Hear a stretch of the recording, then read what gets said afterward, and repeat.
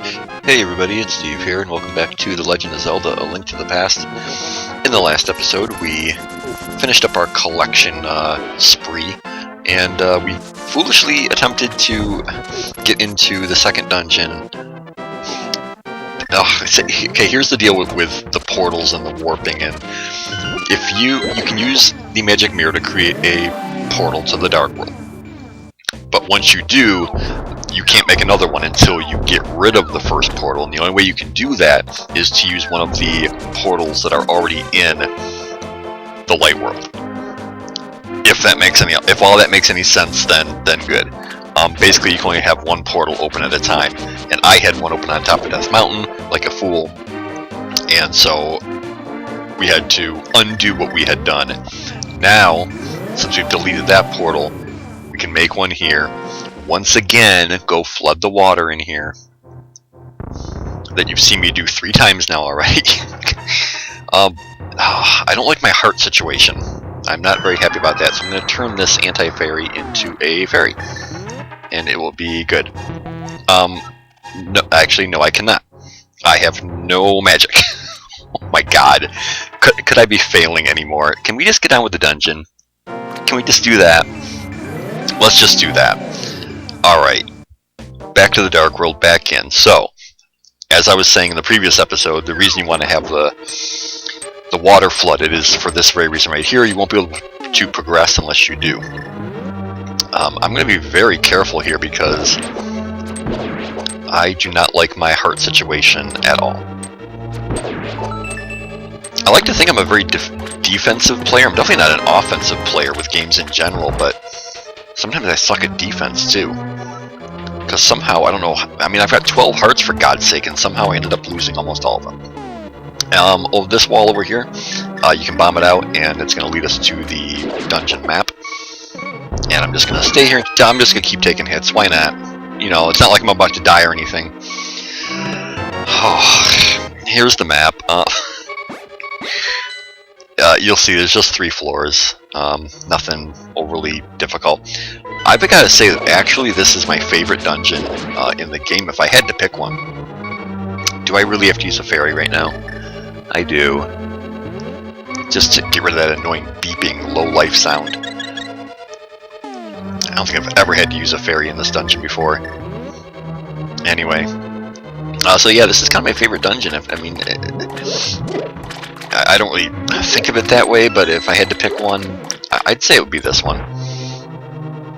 It's pretty straightforward. There's a couple tricks to it. There's really only one big FU moment in the whole dungeon. I'll point it out for sure when we get there. There's a small key up there. It's going to be used on this door right here. So see, it's rather linear. You will be going back a little bit, back and forth here and there, but it's really not that bad. No, you want your hammer, Steve. That's what you want. These little levers here flood the water. We're going to be turning a couple of these as we progress. You're going to want the water level up in order to swim across blocks and other obstacles. I think there's just a restock area over here. Oh, and a pathetic one at that. Okay. So now that we've flooded the water, we can now see, we wouldn't have been able to get to this ladder before if we hadn't flooded the water. But now we can, and we can proceed. Here's your central room. It's rather large, but it's not that intimidating. If you don't want the compass, don't bother coming down here. The only reason that we're coming down here is for the compass. It's basically just one big square. You're just going to walk all the way around it, and pushing a block at the end of this path will give you the compass. So, if you don't want it, just ignore this part. The completionist in me must get it. There you go. So we're going to do a little bit of back and forth here. The big chest is up on this middle pedestal here, but we don't have the key yet, so that's our next objective. I try not to swing my sword in this area, because every time you do, that little, whatever that thing is in the middle of the room, will shoot out like a fireball at you. So I try not to swing my sword if at all possible. Plus they're Stalfos, and they just jump back anyway, and it's just not worth it. See, that's what okay. That's what happens when I even try to get rid of some of those enemies. So, we've got the key. We can now come up to the upper left. You know, I can't even tell you what's in the upper right of that big room because I never go there. Because probably the last time I ever went that way was the first time I ever played the game, and that was probably... This came out of, what, 92? Did it? 92, 93, something like that? So I was like 18 at the time, so that's how long it's been.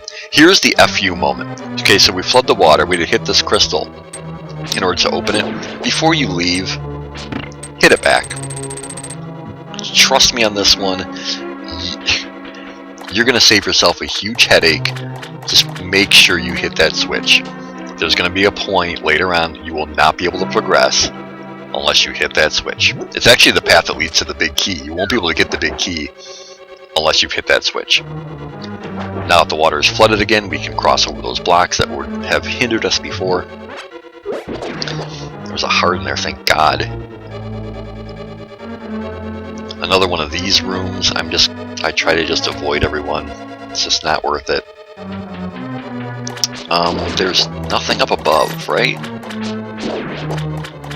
No, there's nothing. You can kind of see another area where we're going to end up, but these blocks you can actually push just to get them out of your way. And oh, you have a heart for me? No, you do not have a heart for me. Then you are useless to me. This room, up toward the top, you can either fall off into the hole on the left or on the right. The left just leads to a treasure chest with rupees in it. I'm maxed out. It bothers my OCD not to go get it, but yeah, you can see it right over there. But as poorly as I'm playing right now at the moment, I'm not going to risk it. So you're going to want to fall down the right side, big key, and that was also the point I'm talking about right here, where you want those blocks to be lowered. If not, you're going to have to go all the way back and hit that switch again, then come all the way back, and it's just a big hassle. So now we've got the big key. We already know where the chest is, so we can just go back and get it. The dungeon item for this particular dungeon is the hook shot, which is first introduced in this game. It's a standard item in Zelda games to follow, but this is the first time that we get it. It's probably one of my favorite items. I really like the hook shot because it's not only a way to... You can use it to... It's like a grappling hook, basically. You can use it to pull yourself across gaps, like we're about to do here. But you can also use it as a weapon.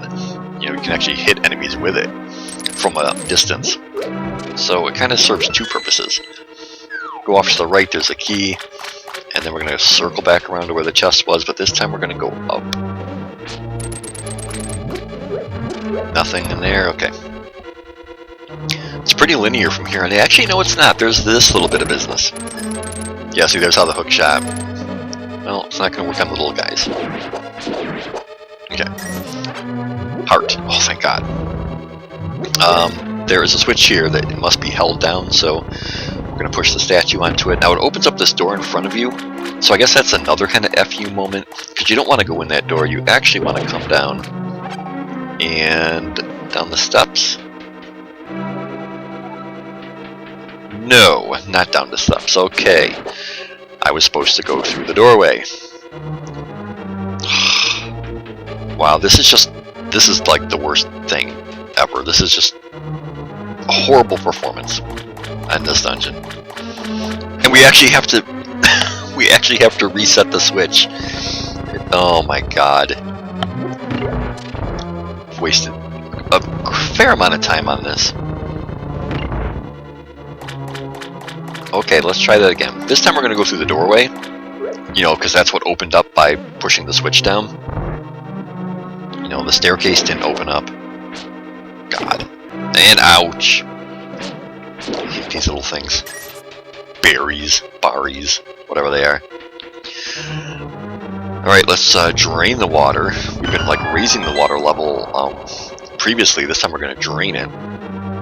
A heart, please. Oh, thank you. I should be okay for the boss. I shouldn't have to use any more fairies. Down here, a little restock room. I think we got some rupees. Yep, rupees that I do not need. Wonderful.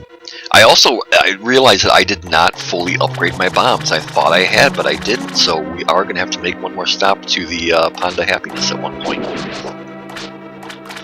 If you push this block again, more rupees that we don't need. And I guess here's another little FU moment, kind of, because who would think to walk through the waterfall? But that's what you have to do. I guess if you looked at the map, you might be able to figure the answer to that out, but more hearts, more bombs. We're getting pretty close to the boss. It's got one more little room of trickiness. Oh. You guys drop magic. Yeah, I could use some magic because I'm running kind of low.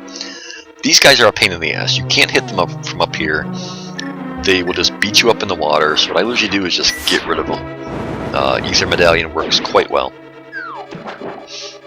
There's going to be a key under this pot over here. Getting up on the ladders is a pain in the ass when you're in the water. I always have trouble with it. I want some magic just to be on the safe side before the boss.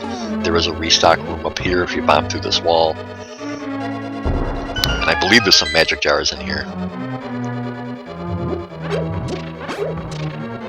As well as an enemy trying to troll me. Yeah, there's a little bit of magic. Okay, well, it should be sufficient. As I mentioned about the magic cape, I'm not going to use the magic cape in this boss fight, but you can.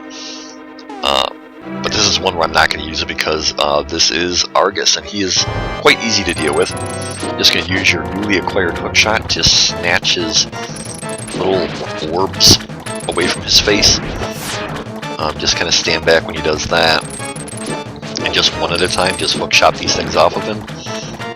Pick them off one by one. Not that difficult. Just kind of time consuming. It's an interesting boss fight. I mean, I like it though. I like the idea of like pulling part of the boss off towards you, ripping them off piece by piece. You can kind of see what's underneath him now. It's this big giant eyeball. There's a lot of eyeball bosses in Zelda games. Now he's going to start getting all pissed off and try and squash you and spin around the room. Here's where you, if you want, you can use the magic cape. Not necessary. I think like 5 spin attacks does him in. If I could actually hit him, you will come here. Thank you. Jeez. Yeah, this is just a horrible performance. One more should do it. There you go. Thank God. Alright, so we have still survived. We still got through unscathed. That is the second dungeon of the Dark World. We save yet another of the trapped maidens, who I'm sure is going to have nothing but enlightening things to tell us. As we hear the very lovely Zelda's Lullaby again.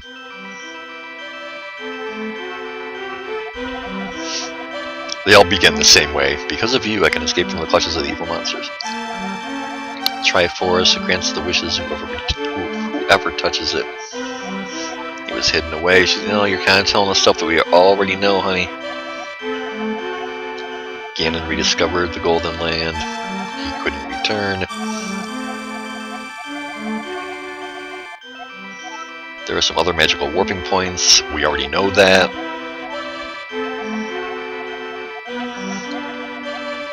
You are the only one who can destroy Ganondorf, the thief. No! Ganon, the evil king of darkness! Do you understand? Not at all. Anyway, so we've got 13 hearts, 2 dungeons down. And I guess in the next episode we will head toward the 3rd dungeon of the Dark World. As always, let's get rid of these guys before we stop. You die, go away. Thank you. Okay, everyone take it easy. Have a good day. Peace. I'll see you next time for more of Link to the Past.